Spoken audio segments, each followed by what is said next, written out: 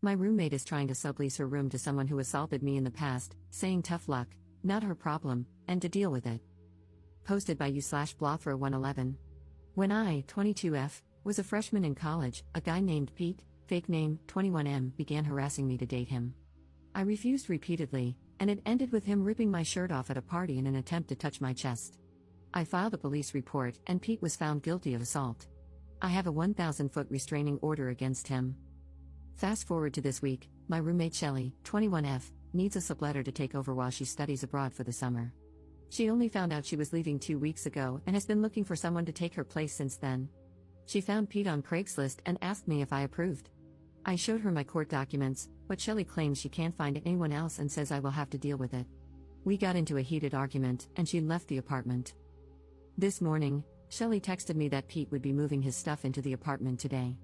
I called the police, but since Pete hasn't shown up yet, they said they can't do anything. Shelly also says she will stay for the remainder of the week. The lease states that she can move in whoever she wants without my permission, and the same goes for me, but the restraining order complicates things. The landlord told me it's between Shelly and me to figure out.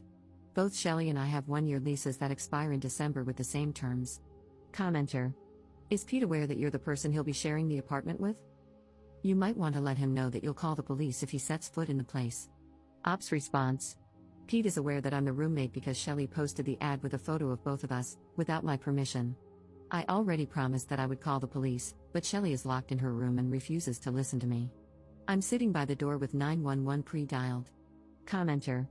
I agree with the consensus to call the police the moment he arrives. Has he actually signed anything, like a sublet agreement? If so, he'll probably be on the hook to pay for an apartment he can't legally step into.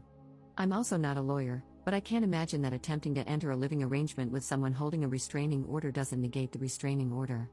The first question I would ask Pete if I were a cop or judge is, why did you think you could live there without violating the order? Ops response. Shelly claims that Pete has already paid her for all 3 months in advance and that he signed a contract with her. I told her that her contract does not override my restraining order, but she basically put her hands over her ears to drown out what I was saying. I plan on calling the cops the moment I see his car pull up, which is less than 1,000 feet away.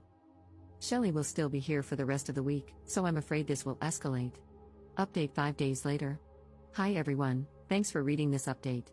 I've added some extra details at the beginning to better explain what happened. Things took some M. Night Shyamalan twists. Details: Shelly and I were not close friends. We were simply roommates with our own separate bedrooms and a shared kitchen/living space. I've only known her since last December when we originally signed our leases. We've hung out, but the only real connection we had was that she likes anime/Japan, and I am Asian. The Craigslist ad that Shelly posted didn't have a photo. It turns out she had used a generic photo of the two of us in an ad on our college's Facebook page, but Shelly took it down before I had a chance to take a screenshot.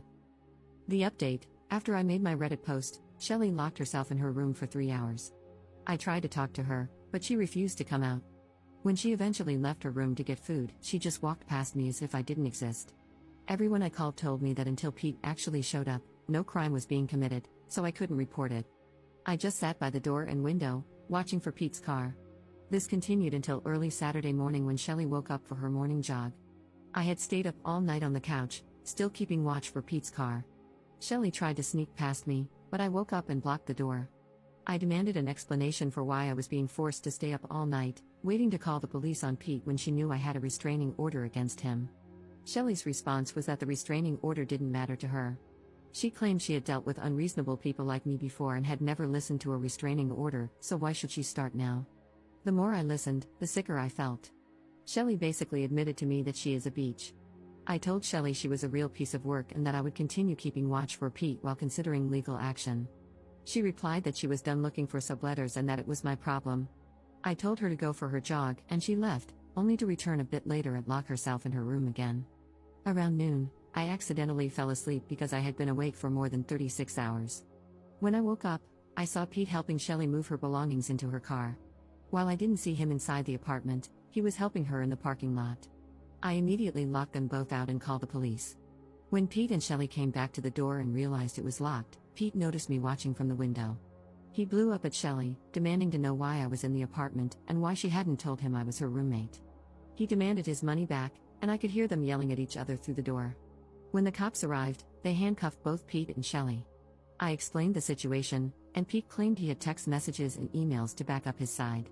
The officers checked his phone and found messages from Shelley indicating that her roommate wouldn't care about XYZ because he's a chill guy. Pete had even posted his own ad looking for a male roommate. That's right, Shelley is a liar too. The police released Pete because he had proof he didn't know it was me. I was fine with this, as I saw the messages myself. Shelley, however, was charged with disorderly conduct, and her mom came to get her. On Sunday evening, Shelley and her mom returned to the apartment to finish packing for her study abroad program. Shelley made snide comments about me definitely going roommate hunting to find her a subletter, as I had said I would. I ignored her. This morning, Shelley left for her flight. The good thing about separate leases? I'm only responsible for my rent, not hers. So, I'm going to sit back and relax for the rest of the summer while she gets evicted for failing to pay her share. Up in the comments. I wish she could have been charged with more, but she started bawling her eyes out to the police officer, and he went easy on her because she looks so young. To me, it's just another sign that she's an awful person because she was manipulating the cops. The lease explicitly states that I'm not liable for her rent, and even if she tries to sue me, it's my word against hers, and I'm confident I would win that legal battle.